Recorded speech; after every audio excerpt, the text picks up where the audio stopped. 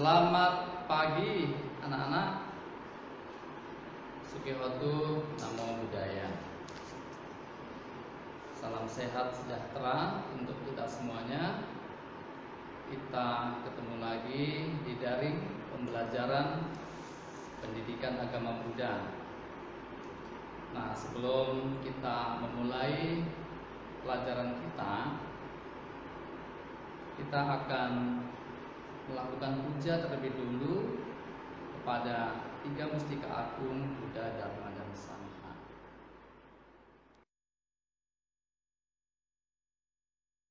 Mari dengan bersikap anjali.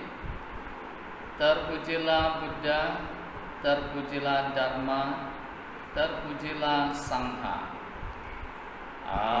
Arahang Sama Sambuddho Bhagava Buddhang Bhagawantang Abhiwademi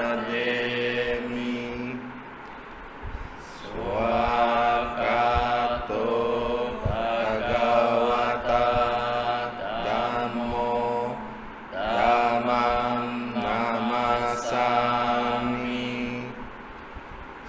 Supatipano Bhagavato Sawaka Sangho Sangham Namami. Tiada perlindungan lain bagiku, Buddhalah pelindungku yang mulia. Tiada perlindungan lain bagiku, Dharmalah pelindungku yang mulia. Tiada perlindungan lain bagiku, Sanghalah pelindungku yang mulia. Berkat kebenaran pernyataan ini, semoga kita semua berkembang di dalam ajaran Buddha.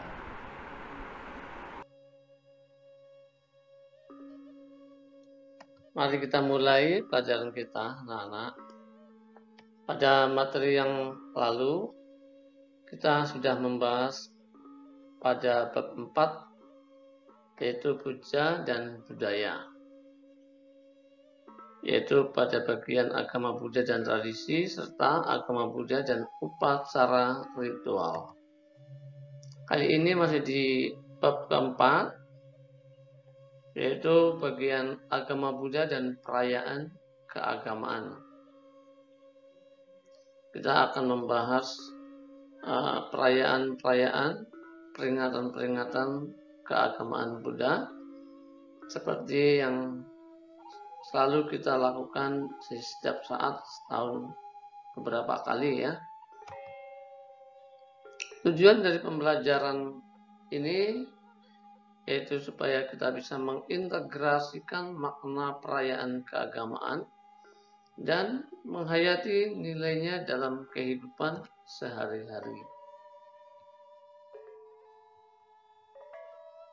Bagi umat Buddha, perayaan keagamaan dipandang sebagai suatu cara untuk memaksimalkan praktek kebajikan melalui kegiatan puja dan sebagainya. Jadi, perayaan-perayaan keagamaan itu merupakan bagian dari berbuat baik ya, dan pelaksanaan dharma lainnya. Jadi bukan untuk menghilangkan dosa atau kesalahan-kesalahan yang pernah dilakukan sebelumnya.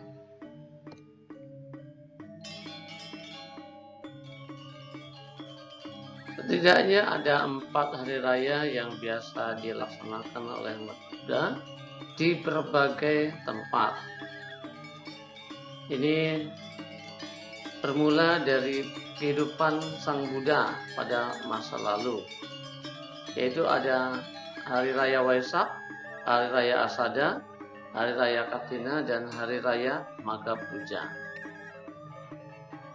Kita akan membahas makna di balik 4 hari raya bagi umat Buddha secara berurutan nanti, yaitu mulai Hari Raya Waisak.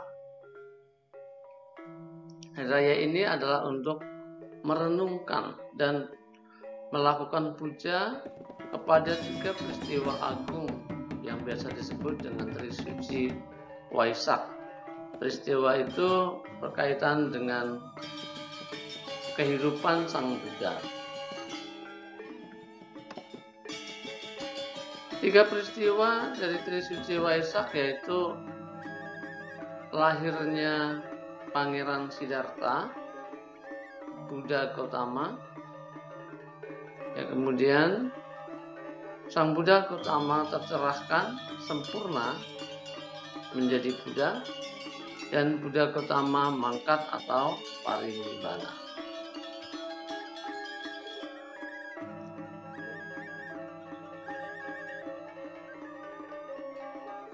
Kemudian perayaan Hari Katina. Hari Raya Katina itu merupakan perayaan selesainya masa wasa bagi para bhikkhu. Setiap setahun sekali selama 3 bulan para bhikkhu melaksanakan masa wasa. Kalau secara harfiah masa wasa berarti masa musim hujan.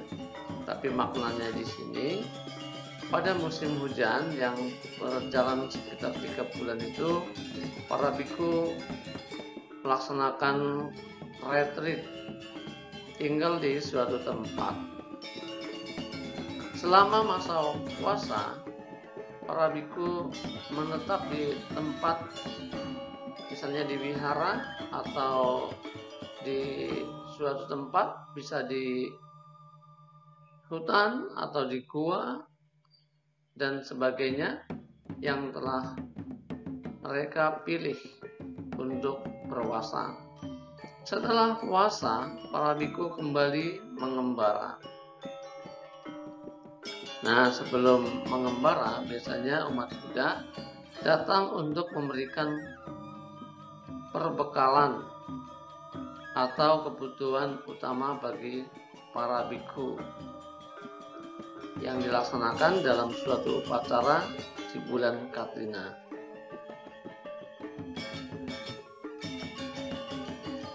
Di dalam tradisi Mahayana, upacara Katina dikenal sebagai upacara ulambana, yaitu penyaluran jasa kebajikan kepada para leluhur yang telah meninggal.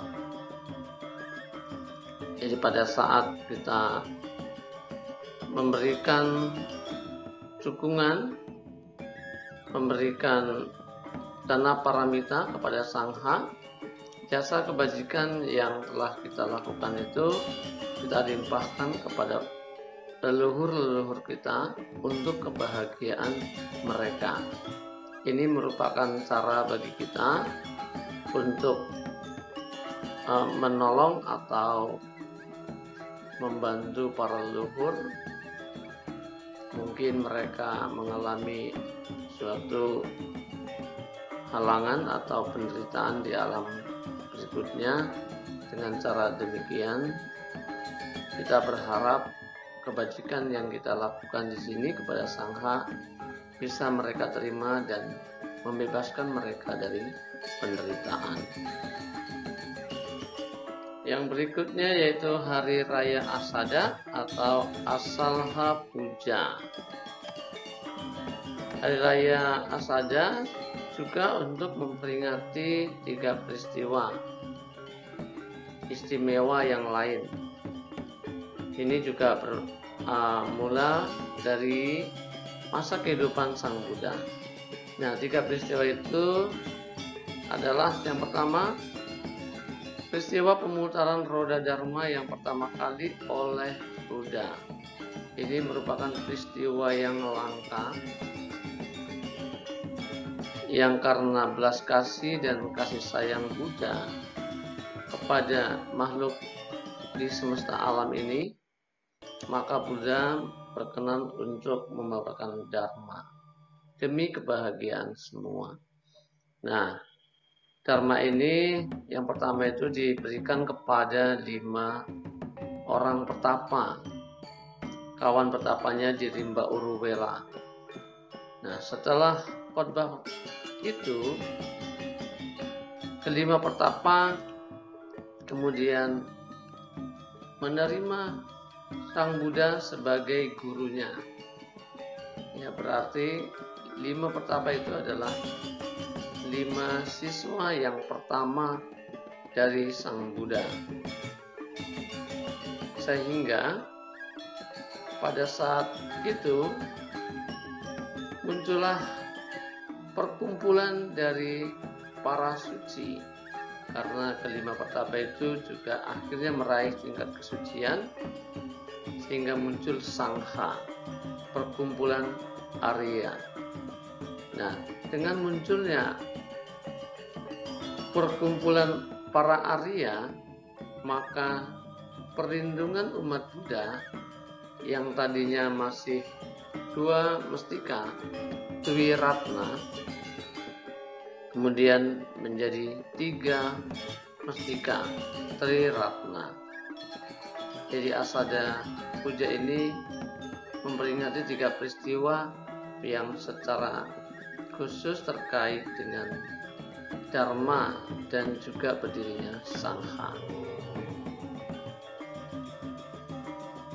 Hari raya berikutnya yaitu Hari Raya Magha Puja.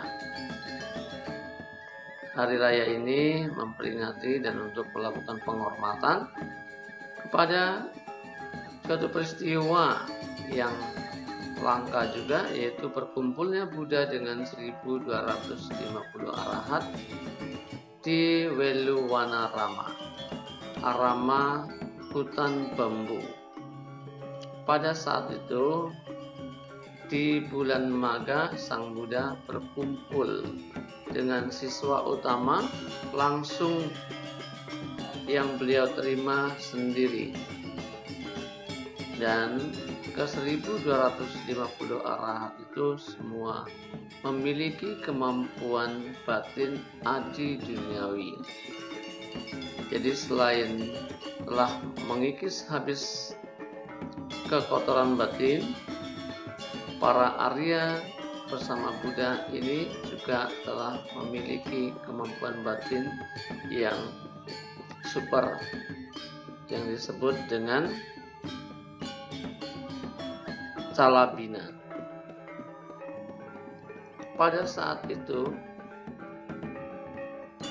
Sang Buddha membabarkan khotbah dharmanya mengenai jantung atau pokok-pokok ajaran Buddha yang dikenal dengan Owada Patimokkha.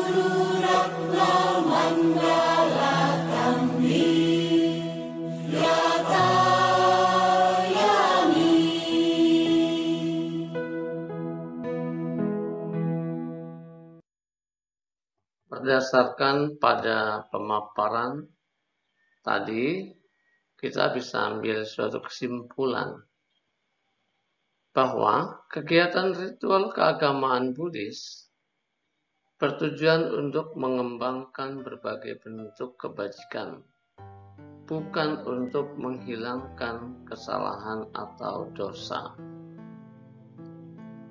Hari Raya Waisak bertujuan untuk merenungkan 3 peristiwa agung Buddha. Hari Raya Katina dilaksanakan untuk memberikan dukungan kepada anggota Sangha.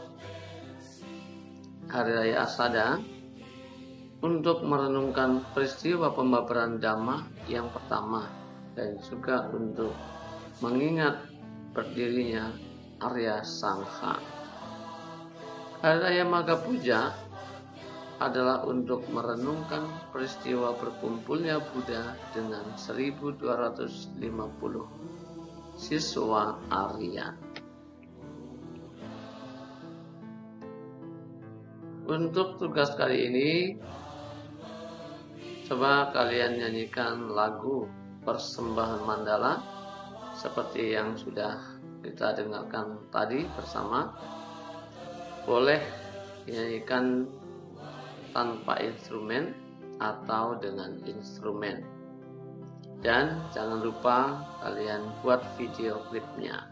Kemudian kirimkan video tersebut di Discord pembelajaran kita.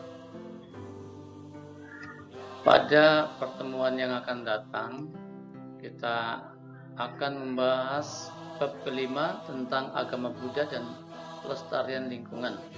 Di sana nanti kita akan mengupas tentang isu kondisi lingkungan terkini dan pandangan agama Buddha mengenai pelestarian lingkungan.